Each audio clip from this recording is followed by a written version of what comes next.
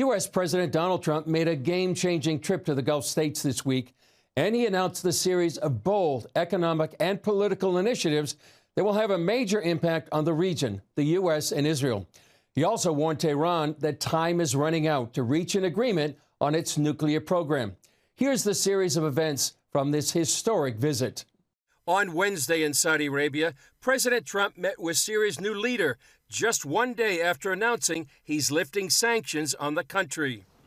The move came amidst a flurry of other activity when the president signed a deal worth hundreds of billions of dollars with the Saudi kingdom, encouraged the crown prince to recognize Israel, and issued a new warning to Iran. The deals with Saudi Arabia amount to about $600 billion, including a $142 billion arms agreement. At the Saudi Investor Conference, President Trump said he hopes Saudi Arabia will join the Abraham Accords. It's my fervent hope, wish, and even my dream that Saudi Arabia, a place I have such respect for, especially over the last fairly short period of time, what you've been able to do, but we'll soon be joining the Abraham Accords. But it will be a special day in the Middle East with the whole world watching when Saudi Arabia joins us, and you'll be greatly honoring me, and you'll be greatly honoring all of those people that have fought so hard for the Middle East, and I really think it's going to be something special, but you'll do it in your own time. He also criticized the regime in Tehran and blamed it for much of the turmoil in the Middle East. The biggest and most destructive of these forces is the regime in Iran, which has caused unthinkable suffering in Syria, Lebanon, Gaza, Iraq, Yemen, and beyond. And he issued an ultimatum. I want to make a deal with Iran. If I can make a deal with Iran, I'll be very happy if we're going to make your region and the world a safer place. But if Iran's leadership rejects this olive branch and continues to attack their neighbors, then we will have no choice but to inflict massive maximum pressure, drive Iranian oil exports to zero like I did before, and take all action required to stop the regime from ever having a nuclear weapon. Iran will never have a nuclear weapon. Trump also announced the U.S. has taken steps to normalize relations with Syria and will lift sanctions at the urging of Saudi Crown Prince bin Salman and Turkish President Erdogan. In his meeting with Syrian President al-Shara Wednesday, Trump encouraged him to join the Abraham Accords and to tell all foreign terrorists to leave Syria. However, some question if al-Shara, a former al-Qaeda commander, can be trusted. He don't change. He speak maybe moderate, but particularly in facts, he is a radical Sunni man. I talked to people, this radical group, they said we will make our country Islamic Republic. Cito says minorities in Syria are fearful of the new government. We need protection. All these countries supported radical Islam, radical Sunni groups in Syria. We are in fear. They have to help us to protect us for radical Islam. During Wednesday's state dinner in Qatar, Trump called on the emir to use his influence with Iran to help make a deal and warned time is running out for Iran to make a decision. I mean, we have two courses. There's only two courses. There aren't 3 or 4 or 5. There's 2. There's a friendly and a non-friendly. And the non-friendly is a violent course, and I don't want that. I'll say it up front. I don't want that. But they have to get moving. A recent report from NBC News says Iran is ready to make concessions in its nuclear program in exchange for lifting sanctions.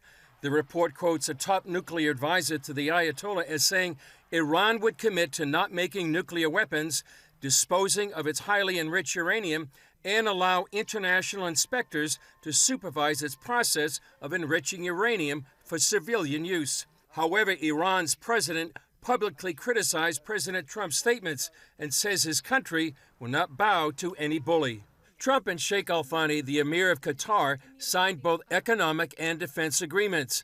Al Thani called Trump's visit historic. I think after signing these documents, we are going to another level of relationship between Qatar and the United States. So I just wanted to thank you, Mr. President, again for this historic visit. There are also concerns about the U.S. moving closer to a country known for supporting terror groups.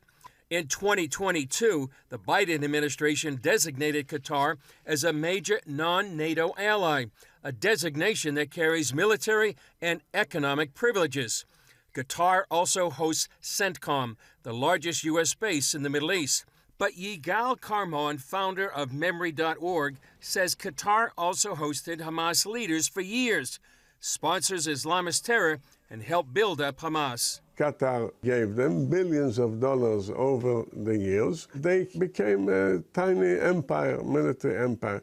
All the missiles to Tel Aviv, all the almost 40,000 weapon holders, killers, all the drones, all the motorcycles, what have you, all their equipment, everything, every single missile is Qatar. So Qatar is Hamas, Hamas is Qatar. They go together. CBN's Raj Nair spoke with Middle East analyst Eric Stackelbeck about President Trump hoping Syria's new president will join the Abraham Accords. Does he have nefarious intentions towards Israel, or could he truly join the Abraham Accords?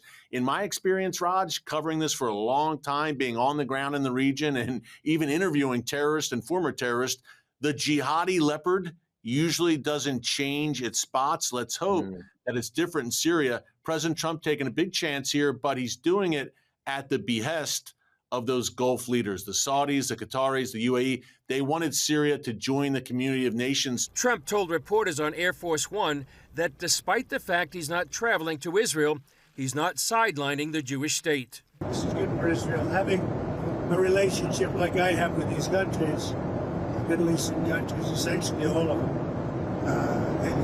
I think it's very good for Israel. President Trump ended his Middle East trip to the UAE Thursday.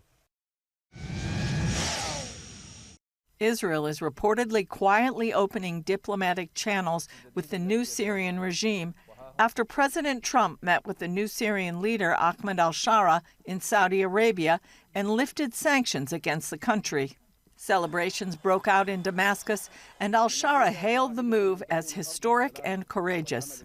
President Trump extended an invitation to al-Shara to join the Abraham Accords, and he reportedly said yes, paving the way for Israeli security officials and Syrian regime officials to meet in Azerbaijan about the possibility of the Arab country joining the Abraham Accords. Regional players are interested in pulling Syria out of the grip of Iran, which propped up the former regime of Bashar al-Assad for years. Trump received a warm welcome from United Arab Emirates President Sheikh Mohammed bin Zayed Al Nahyan. Trump signed more business deals for the U.S. He left the palace in Abu Dhabi after a state dinner on Thursday evening, his last night in the Middle East.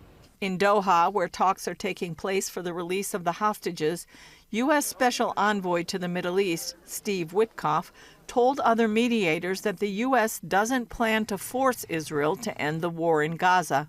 Many Israelis were concerned by President Trump's meetings, deals, and offers to leaders that Israel doesn't have good relations with. But Eli Piepsh of the Israel Defense and Security Forum says he believes Trump is a huge friend of Israel, and Trump is just trying to project a strong American foreign policy. That doesn't mean that President Trump doesn't value the interests of its strong ally, Israel. And I think President Trump has made it clear that values Israel as an ally, sees Israel and the U.S. fighting the same war against the same enemies. Israelis in Jerusalem had mixed feelings about Trump's visit. I'm happy he's in the region. I'm not happy to visit Israel. I mean, you have to take it a little bit of an affront. I'm grateful that he released, that Idan Alexander released. He's going to do big business over there, so I don't think it's got to do with Israel, anything, because he's a friend of Israel. Julie Stahl, CBN News, Jerusalem.